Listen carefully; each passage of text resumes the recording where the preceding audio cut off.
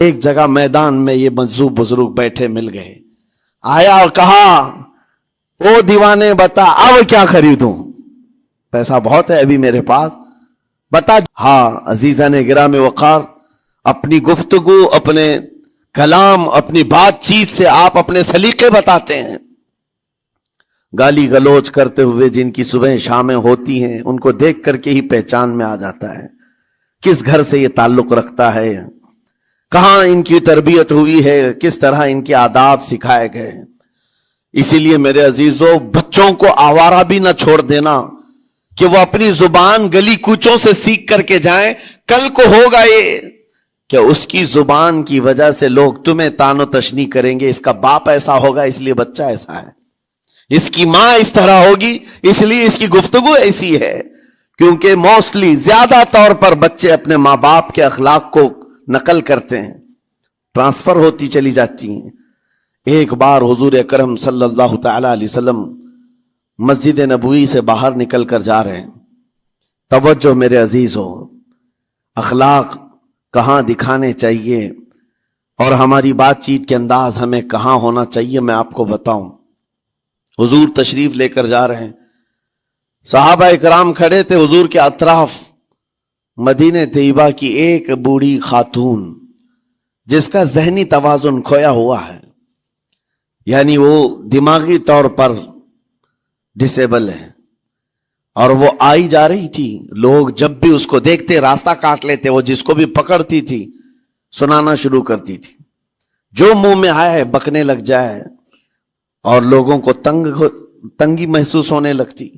صحابہ نے دیکھا کہ یہ عورت آ رہی ہے، حضور کی طرف آ رہی ہے، سب نے حضور صلی اللہ علیہ وسلم کو گھیر لیا، اس کا راستہ روکنے کے لیے اب آئے گی، اور نبی کریم صلی اللہ علیہ وسلم کے پاس اگر زبان درازی کرنے لگ جائے، پاگل عورت ہے، اور بک بک کرنے لگ جائے، حضور پاک صلی اللہ علیہ وسلم کے ادب میں کہیں کمی نہ آ جائے۔ صحابہ کا یہ ہمیشہ اہتمام رہتا۔ حضور اکرم صلی اللہ علیہ وسلم نے دیکھا تو صحابہ سے کہا ہٹ جاؤ، اس کو آنے دو، ہٹ جاؤ، اس کا راستہ چھوڑ دو۔ صحابہ نے کہا یا رسول اللہ صلی اللہ علیہ وسلم، اس کا ذہنی توازن ٹھیک نہیں ہے، دماغی طور پر وہ عورت ٹھیک نہیں ہے، وہ آئے گی اور لمبی باتیں کرتی ہے، لا یعنی باتیں کرتی ہے، کہیں آپ کی شان پاک میں کوئی گستاخی نہ ہو جائے۔ صحابہ روک رہے تھے، حضور پاک صلی اللہ علیہ وسلم نے سختی سے فرمایا، ارشاد فرمایا ہٹ جاؤ، اس کا راستہ چھوڑ دو، مجھے پتا ہے پورے مدینے میں اس کی کوئی نہیں سنتا، میں بھی نہ سنوں تو کس کو سنائے گی، اگر میں بھی نہ سنوں تو وہ کس کو سنائے گی۔ یہ میرے مصطفیٰ کریم صلی اللہ تعالی علیہ وسلم کے دربار عالی جاہ کی وہ بلند اخلاق کریمانہ کی ایک مثال ہے، جس کو خود میرے آقا نے فرمایا بعثت لأتمم مکارم الاخلاق۔ عزیزان گرامی وقار، لوگوں کے آج حالات ایسے ہیں کہ اچھے لوگوں کے ساتھ اخلاق الگ دکھائے جاتے ہیں، چھوٹے لوگوں کے ساتھ اخلاق الگ دکھائے جاتے ہیں، سٹیٹس کا آدمی ہو تو اس کے ساتھ ملنے کے طریقے الگ ہیں، اور غریب کوئی آ جائے، فقیر کوئی آ جائے تو اس سے ملنے کا انداز الگ ہو جائے۔ یہ نہ ہو، یہ ہم سب کے لیے نصیحت ہے۔ اسی ممبئی کی سرزمین پر میں آپ کو بتاؤں، ایک ماہم شریف میں بزرگ حاجی صاحب ہوا کرتے تھے، آج سے تقریباً 10-12 سال پہلے کی۔ وہ کئی لوگوں سے ایک سوال کرتے تھے پکڑ پکڑ کر کے کہ میرا ایک سوال ہے، آپ جواب دیں گے، میرا ایک سوال ہے۔ کئی علماء سے انہوں نے پوچھا، مجھ سے بھی انہوں نے، جب میں نیا تھا مصر سے پڑھ کر کے آیا تھا، میرے پاس آ کر کہا کافی سالوں سے میرے ذہن میں ایک سوال ہوتا ہے، میں آپ سے بھی پوچھنا چاہتا ہوں۔ کہا آپ بتائیے کیا ہے؟ کہا میں حضور سرکار مجاہد ملت رحمت اللہ علیہ کا مرید ہوں، علامہ حبیب الرحمن مجاہد ملت، رئیس اعظم اڑیسہ، جن کے خدمات جلیلہ آج ہو سکتا ہے نئی جنریشن کو نہ معلوم ہو، ان کا لقب ہے مجاہد ملت، جنہوں نے سنیت کی بقا کے لیے اپنا تن من دھن سب قربان کیا تھا۔ وہ مجاہد ملت عظیم بزرگ ولی کامل ہے۔ فرما یہ حاجی صاحب کہتے ہیں کہ میں ایک نارمل آدمی تھا، کڑیا تھا، یعنی گھر بنانے کا کام کرتا تھا۔ جب وہ ممبئی تشریف لاتے تو دوڑ کر کے ہر جگہ سے لوگ ملنے آتے، میں بھی گیا تھا اور اس وقت میں جوان تھا. حضور مجاہد ملت رحمت اللہ علیہ کی بات وہ بتا رہے ہیں کہ لوگ لائن لگا کر کے مصافحہ کر رہے تھے, مل رہے تھے. جب مل رہے تھے تو پھر میرا نمبر آیا, میں ملنے کے لیے گیا. بزرگوں کے سب ہاتھ چومتے ہیں, یہ ہمارے سنیوں کے طریق ہیں. ادب, علماء ذوی الاحترام کے ہاتھوں کا بوسہ لینا یہ مستحسن ہے, یہ ہمارے آداب میں سے, معمولات اہل سنت میں سے. تو جب سب لوگ ان کے دست بوسی کر رہے تھے, ہاتھ چوم رہے تھے, میں بھی قریب گیا اور جب میرا نمبر آیا میں ہاتھ چومنے کے لیے گیا تو انہوں نے میرا ہاتھ لے کر خود ہی چوم لیا. وہ بزرگ عالی جاہ ولی کامل جن کو دنیا مجاہد ملت کہتی ہے, میرا ہاتھ انہوں نے چوم لیا اور میرے اندر ایسی پشیمانی تھی کہ میں کیا کروں سمجھ میں نہیں آیا. میں ایک معمولی سا کڑیا اور کہاں ان کا مقام کہاں میرا. تو اس کے بعد وہ اس بے چینی میں رہتے تھے کہ ایسا کیوں کیا, ایسا کیوں کیا, کیونکہ پوچھنے کا موقع ہی نہیں ملا. ایک بزرگ تھے, انہی کے خلیفہ تھے حضور مجاہد ملت کے, انہوں نے اس کا جواب دیا. میرے عزیزوں کیا بہترین جواب تھا. حضرت مجاہد ملت رحمت اللہ تعالی علیہ یہ چاہتے تھے کہ ہزاروں لوگ ہماری تعظیم کرتے ہیں تو کہیں ہمارے دماغ میں بادشاہت کا خیال نہ آئے, ہم غریب اور فقیر کا ہاتھ چوم کر اپنے نفس کی مخالفت بھی کرتے ہیں. اخلاق کریمانہ دکھانے کے لیے سٹیٹس والوں کے ساتھ ہی نہیں, غربا فقراء کے ساتھ بھی وہ اخلاق ہوں. نبی کریم صلی اللہ تعالی علیہ وسلم کے وہ آداب آج اگر آپ اپنا لیں, بہت ساری کڑوی چیزیں ویسی ختم ہو جائیں. آج ممبئی کی سرزمین پر سب سے بڑا یہ چیلنج ہے بات کرنے میں. نوجوانوں کے تو آج پارے چڑھے ہوئے ہوتے ہیں, ان سے کوئی بھی بات کر لے, جس تیور میں یہ بات کرتے ہیں ایسا لگتا ہے کہ ابھی لڑائی ہو جائے گی, ابھی جھگڑا ہو جائے گا. اس کی عادت سی بن گئی ہے. آپ کو پتا ہے فرمایا گیا, عربی کا قول ہے جراحت السنان لها التیام ولا یلتام ما جرح اللسان.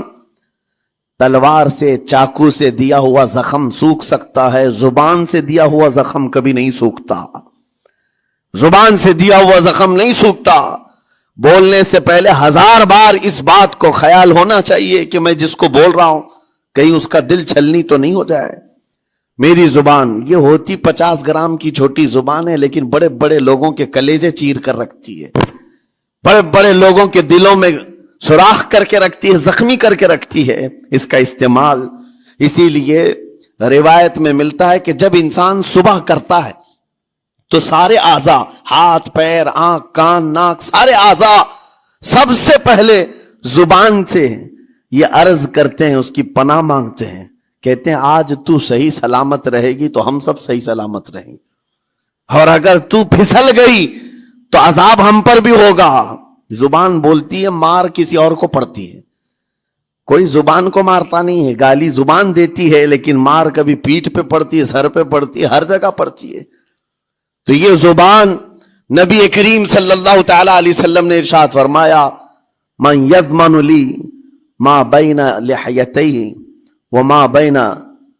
حضور پاک صلی اللہ تعالی علیہ وسلم فرماتے ہیں جس نے 2 چیزوں کی ضمانت مجھے دے دی, حفاظت کی, میں اسے اضمن لہ الجنہ, میں اس کو جنت میں لے جانے کی ضمانت دیتا ہوں.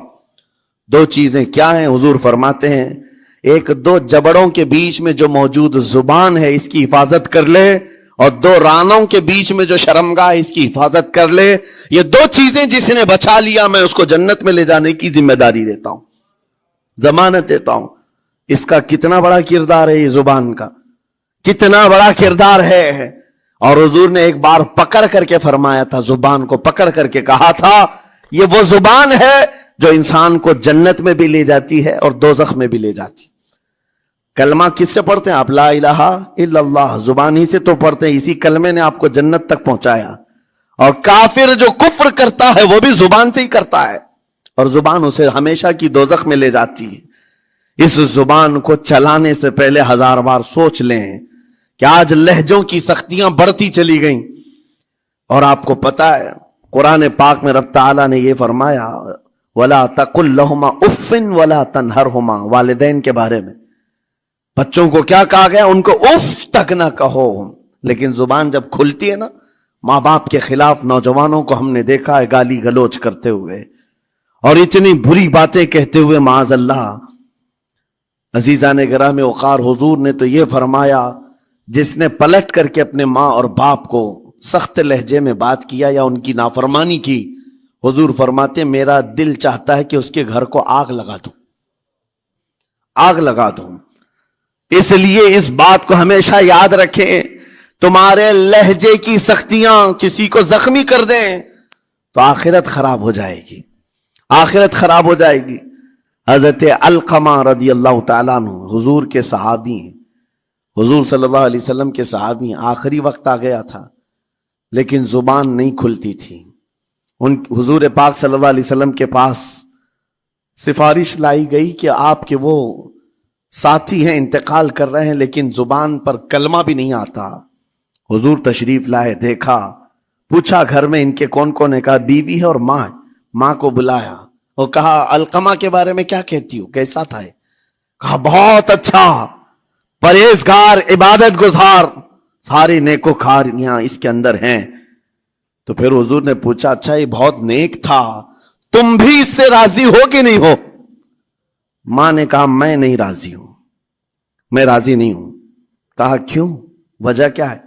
کہا یا رسول اللہ میرا اکلوتا بیٹا، میرا تنہا بیٹا تھا، بڑی محبتوں کے ساتھ اس کو پالا تھا، اور جب میں نے اس کی شادی کی اپنی بیوی کو لایا اور جب بیوی گھر پر آ گئی تو میری بات کو ہلکے میں لیتا، اپنی بیوی کی بات کو فوقیت دیتا، ترجیح دیتا.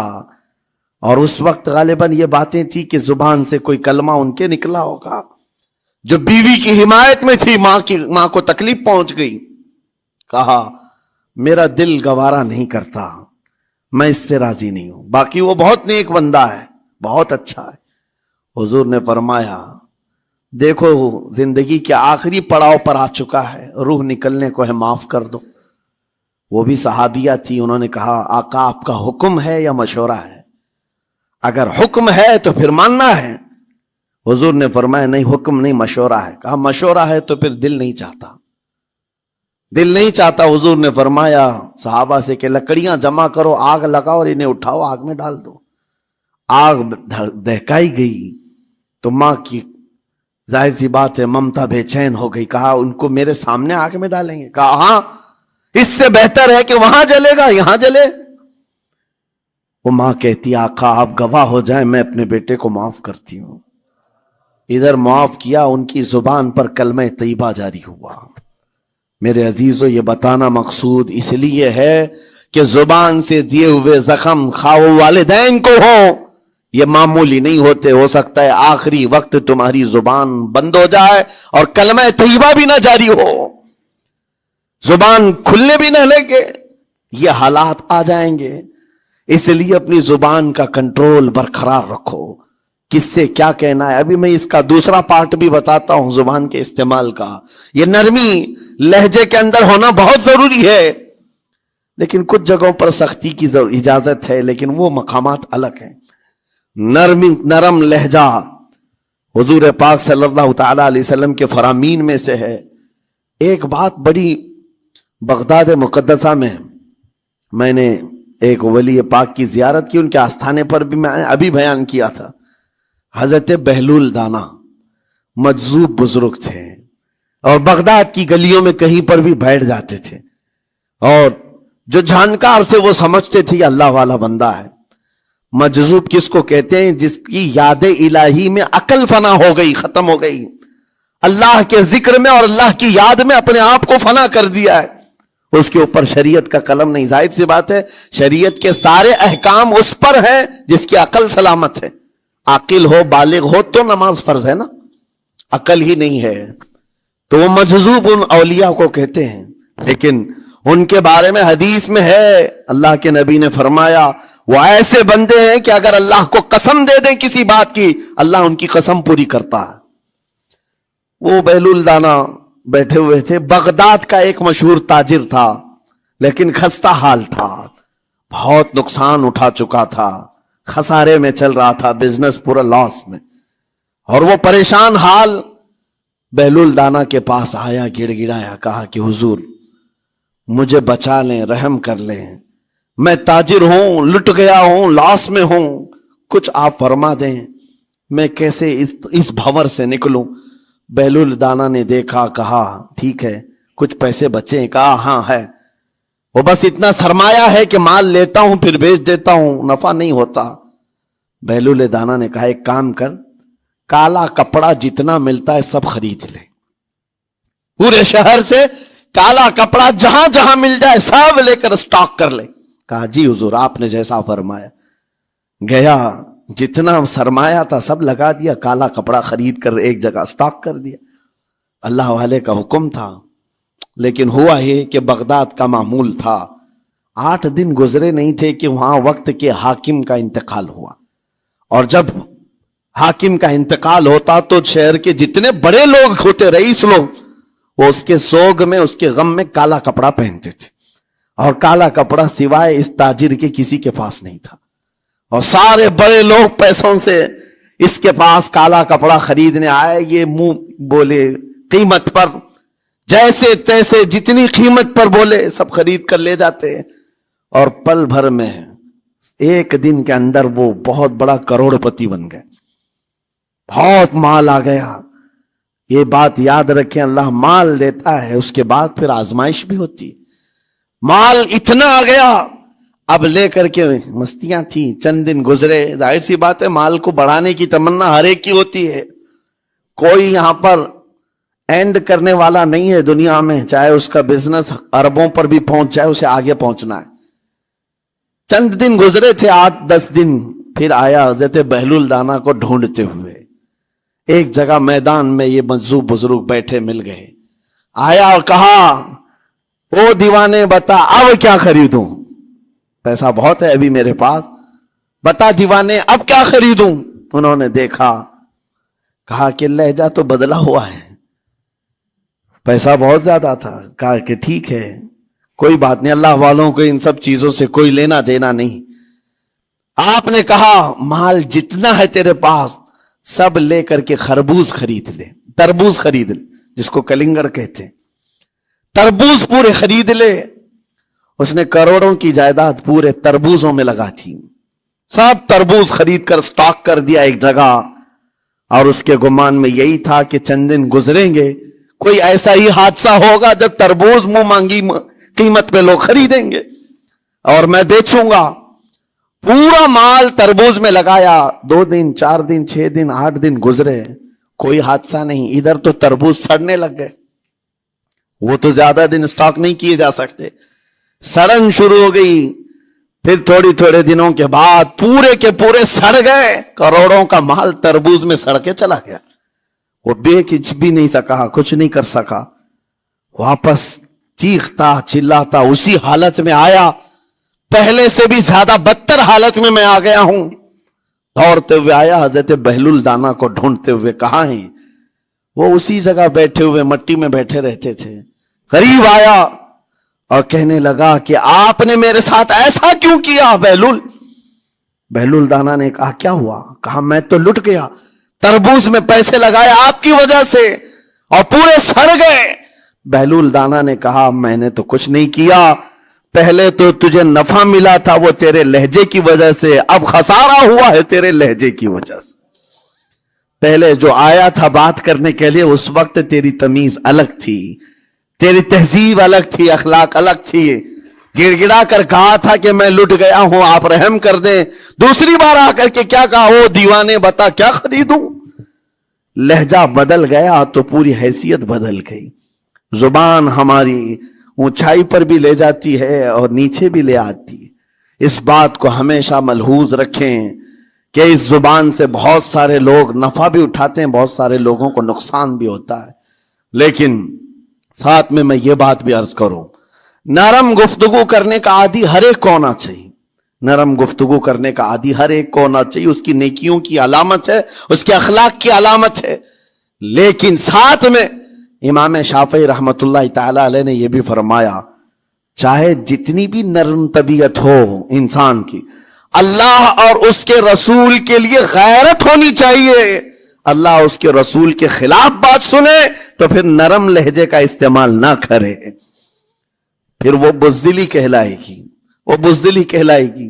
آج میں ایک بات یہ بھی بتا دوں، بہت سارے لوگ یہ سمجھتے بھی ہیں۔ ابھی چند دن قبل میں ماررہ مطہرہ میں بیان کیا اخلاق کے، اولیاء اکرام کے مذہب و مسلک پر، اور پچھلے 15 سالوں سے میں نے بہت سارے خطابات کیے ہیں اخلاق پر، معاشرے کی برائیوں پر، لیکن ابھی چونکہ چند دنوں میں جلسے پروگرام بہت سارے ہو گئے اور عظمت ناموں سے رسالت پر زیادہ گفتگو ہونے لگی، تو لوگوں میں ایک امیج الگ بیٹھی ہوئی ہے۔ اور ابھی ہم نے اخلاق حسنہ پر گفتگو کیا کی 8 دن پہلے، ایک بزرگ نے مجھ سے پوچھا ایسی بھی تقریر کرتے ہیں آپ ایسی بھی تقریر کرتے ہیں، یعنی نرم گفتگو بھی کرتے ہیں؟ مطلب یہ ہے کہ ہماری امیج ایسی بنا کر رکھیں کہ ہم ہر وقت چلاتے ہی رہتے ہیں، ہر وقت للکارتے ہی رہتے ہیں۔ میرے عزیزوں، میں یہاں پیغام دینا چاہتا ہوں، ہم قرآن کے اس آیت پر عمل کرنا چاہتے ہیں جو مولا نے فرمایا اشداء علی الکفار رحماء بینہم، مومنین کی شان ہے، صحابہ کی شان ہے، وہ کافروں پر سخت ہوا کرتے ہیں اور مومنوں کے لیے نرم دل ہوا کرتے ہیں۔ زبان کی نرمی ایمان والوں کے لیے ہے، زبان کی نرمی محبت مصطفیٰ کے لیے ہے، عاشقان مصطفیٰ کے لیے ہے، ساتھ میں زبان کی سختی کفار و مشرکین کے لیے ہے، گستاخان رسول کے لیے ہے۔ اور اگر یہ چیز نہیں آئی تو پھر آپ سمجھ لیں نیک اس وقت نہیں کہلائے گا آدمی۔ بعض لوگوں کو ایسا لگتا ہے نرم بات کرنا چاہیے، نرم گفتگو، بالکل صحیح ہے، یہ اخلاق ہے، لیکن اگر ایسے مقامات پر جہاں تمہارے نبی کو کوئی گالی دے رہا ہو، رب کی شان میں کوئی بھونک رہا ہو، اس وقت تم کہو کہ اخلاق ہے، نرم بات کرنا چاہیے، یہ بے غیرتی ہے، یہ بے غیرتی ہے۔ تمہاری بیوی کو اگر تمہارے سامنے کوئی چھو دے اور اس کے بعد تم ہنس کر کے اس سے کہو ٹھیک ہے جائیے صاحب، آپ کو کہا جائے گا بے غیرت آدمی، بے غیرت آدمی ہے۔